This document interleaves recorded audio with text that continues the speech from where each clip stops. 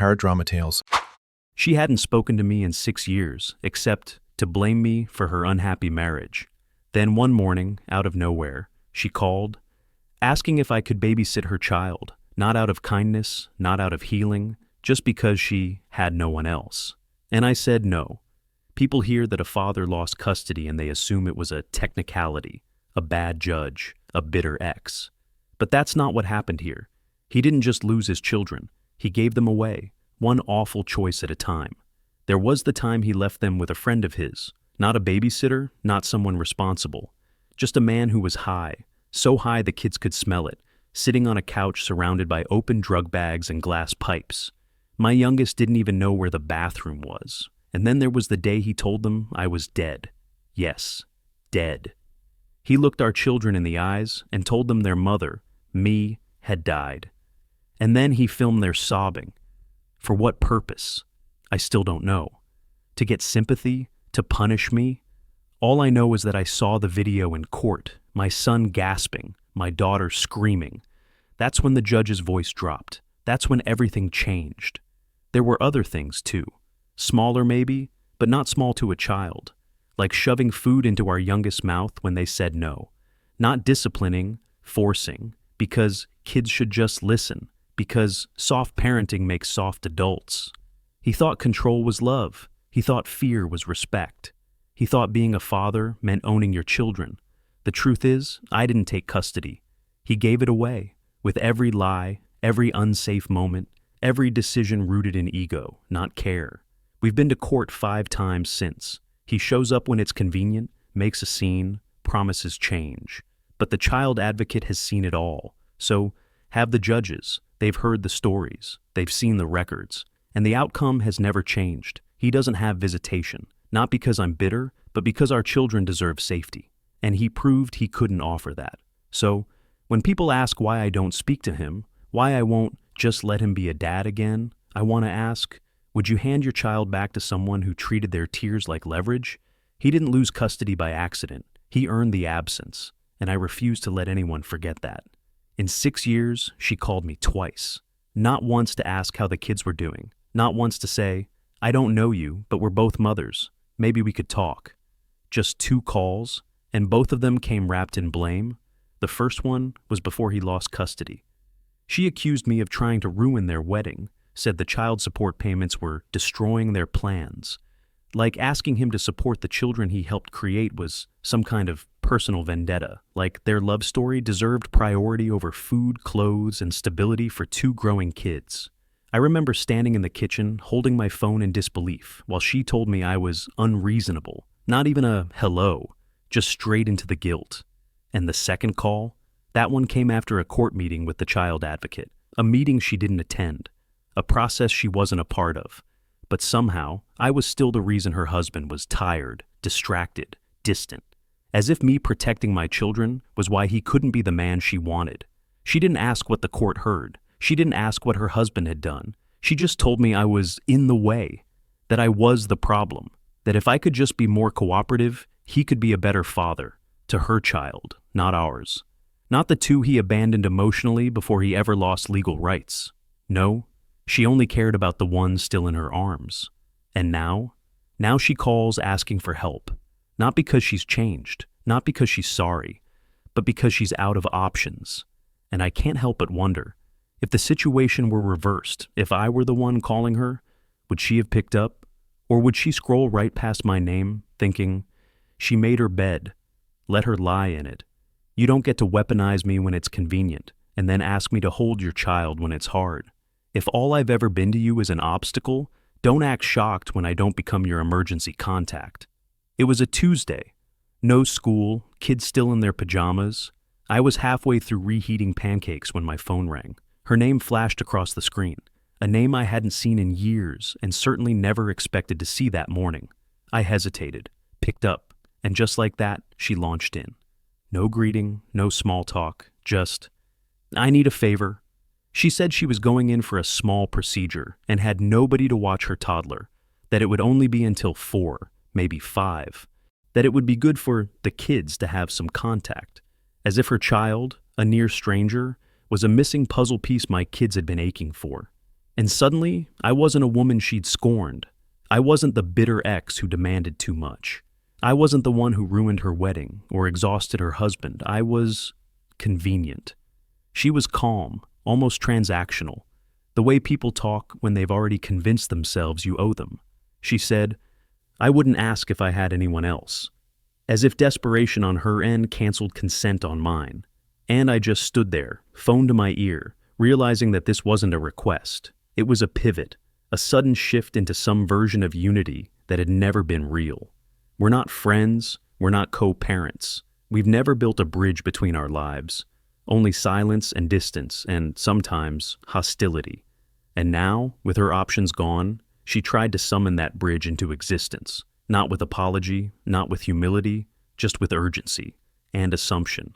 I told her no, firm, simple, not cruel, just clear. She paused, surprised, maybe even offended, and I ended the call before the negotiation could begin. Because when someone only calls you in crisis, not because they care, not because they see you, but because you're the last name on a list that just ran out, that's not connection, that's convenience dressed as kinship. And I've learned to tell the difference. You can't spend years burning the ground between us, and then call me, one Tuesday morning, hoping I'll forget the smell of smoke. That's what her favor felt like. A sudden invitation to walk across a bridge she spent 6 years lighting match after match beneath. Because here's the thing, you don't get to insult someone's motherhood, question their motives, blame them for your marriage falling apart, and then act like we're in this together the moment you need something. It doesn't work that way. She tried to use the children as planks. It would be good for the kids. They should know their sibling. But she never once tried to build that connection before. Not with intention, not with kindness, not when there was time, space, and calm. Only now, when her sitter list dried up and her hands were full. Suddenly I wasn't the problem. Suddenly I was a fellow mom, someone who should understand. But understanding goes both ways, and I've had enough of people confusing access with entitlement. I'm not a support beam for a woman who never saw me as human until I became useful. I'm not a built-in backup plan for someone who never once asked how my children were doing, until hers needed something. The truth is, if she ever wanted a bridge between our families, she should have started with decency. She should have asked, "How are you holding up?" after court. She should have stopped painting me as the villain, just because I wouldn't pretend his mistakes were mine to clean up. But instead, she built with fire, and I stood there, watching it all burn, quietly stepping back to protect my peace. Now she wants to walk across something she never helped construct. But I won't lend her lumber made from my boundaries. I won't hand over planks made from my silence. And I won't apologize for choosing distance over damage. Again. Because bridges don't rise out of guilt. They rise out of respect. And that's something she's never offered. When it would be good for the kids didn't work, the guilt came next. Her texts trickled in over the next few days, each one a little more pointed than the last. What kind of mom are you to keep siblings apart? You should be ashamed. They're family, whether you like it or not. I read them in silence, not out of shock, just out of quiet recognition. Because this wasn't about the kids, it was about power, and guilt was her last tool in the box. Yes, they're half-siblings. Yes, I believe biology can matter. But so does safety, so does history, so does context. She never reached out before. Not when birthdays came and went. Not when the kids asked questions about their dad. Not when connection could have grown gently, over time, through trust. She only called when she was cornered. And now she expects my kids to become stand-ins for a babysitter, to form bonds in an afternoon, on her schedule, for her benefit. That's not how siblinghood works. That's how manipulation works. Because when you really care about your child knowing they're siblings, you don't wait until you're in need to create that bridge. You plant it early, you water it slowly, and most of all, you earn the right to ask for that access by treating those siblings, and their mother, with respect. She never did. She treated me like a threat, my children like leverage, and now she wants to invoke family like it's some sacred contract I forgot to sign. Number. Family is not a weapon, it's not a guilt trip, and it's not a passcode that unlocks favors on demand. If she wanted these children to know each other, she should have started with kindness, not strategy. Because I will never teach my kids that sharing blood is enough to justify being used. that just because someone calls you sister or brother, they get to ignore your boundaries. And when they ask me someday why they don't know her child well, I'll tell them the truth. Not all doors stay closed because of hate. Some stay closed because no one ever knocked with love. There's a difference between an emergency and a demand dressed up like one. At first, I questioned myself. What if something really was wrong? What if she truly had no one else? What if saying no made me the kind of person I never wanted to become? But the more I sat with it, the clearer it became. This wasn't a cry for help. It was an expectation, a reflex, a reach for convenience, wrapped in urgency. Because real emergencies don't come with follow-up texts that accuse you of being heartless. They don't turn no into a target. They don't weaponize your children to get what they want. If this were truly about safety, about her needing a village, she wouldn't have started with shame. She wouldn't have skipped over compassion and gone straight into accusation. She would have called with softness. She would have said, I know this is asking a lot, and I know we've never had a real relationship, but I'm in a bind, and I would be grateful if you could help me. Not obligated, just appreciated. But that's not what happened. What happened was a call at 8:30 a.m. What happened was, you should do this. What happened was a string of messages after that, as if my refusal proved I was somehow less of a mother. But here's the thing. Entitlement is not urgency, and proximity, whether through blood or circumstance, is not permission. She assumed her situation would override my boundaries, that if she labeled it an emergency, I would ignore 6 years of silence, 2 calls of blame, and the mountain of damage her husband left behind. But I've learned something. When people only reach for you when they're out of options, what they're really saying is, I never saw you as someone I should value, only someone I can use. And that is not an emergency. That's a pattern, and patterns deserve clarity, not accommodation. There's this strange thing people do. They confuse your silence with permission, as if just because you haven't said stay away, it must mean they're welcome when it suits them. But no contact is not an empty space. It's a boundary. It's a full sentence. It means, I'm not here for you anymore. It means, the door is closed, not just quiet. It means, you don't get to ignore me for years and then treat me like a resource the second your calendar falls apart. She never called to check in, never wrote to say, I know we started rough, and I'd like to rebuild something healthy for the kids. Never made an effort to soften the walls between us. She simply went silent. And I didn't chase. Because I wasn't looking for connection, I was looking for peace, and I found it. But then, when it was convenient, she tried to unlock that silence like it was a back door she always had a key to. She didn't ask if I was okay. She didn't acknowledge the past. She just knocked like nothing ever happened, and got offended when the lock didn't click open. But here's the truth no one likes to say. Access is earned, especially after harm, especially when the only history you have with someone is tension, disrespect, or worse, erasure. Just because we share ties doesn't mean we share trust. Just because our children are connected doesn't mean we are. And just because I've been quiet doesn't mean I've been waiting. No contact doesn't mean I'm holding a grudge. It means I'm holding a standard. One that says, if you don't show up when things are calm, you don't get to appear just because they've gotten inconvenient. You don't get to disappear and re-enter like my life is a side door you assume will always be unlocked. Not anymore. Not for favors, not for family, not for convenience masked as care. There's a script they hand to women like me. You know the one where you say yes even when it burns, the one where your boundaries are supposed to bend, quietly, politely, because you're the bigger person.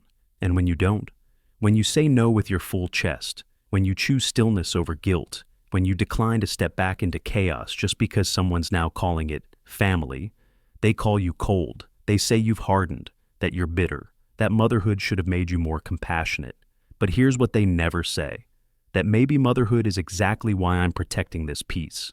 Because my children deserve a mother who's whole, a home that's calm, a life not constantly reacting to other people's fires. See, I've learned something. Peace isn't passive. It's not the absence of conflict. It's the presence of discernment. It's knowing when to walk away. It's knowing who brings storms disguised as needs.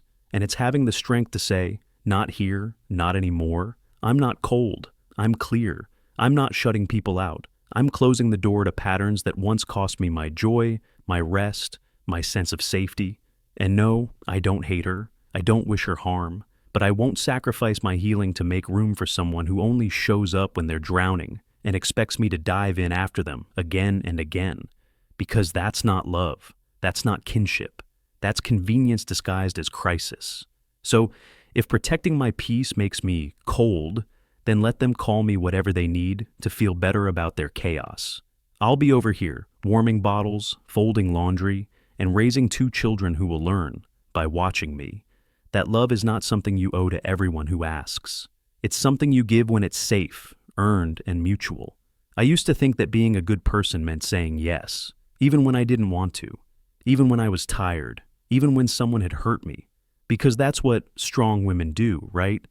They carry more, they absorb, they give, but not anymore. Now, I understand that peace has a cost too, and I'm not willing to keep paying for someone else's chaos with my energy, my time, or my children's sense of safety. Saying no that morning wasn't about punishment. It wasn't about revenge. It was about protection of the space I've spent years rebuilding after someone else tore it apart. It was about drawing a line and meaning it, because the truth is, not everyone who shows up in your life deserves access to it.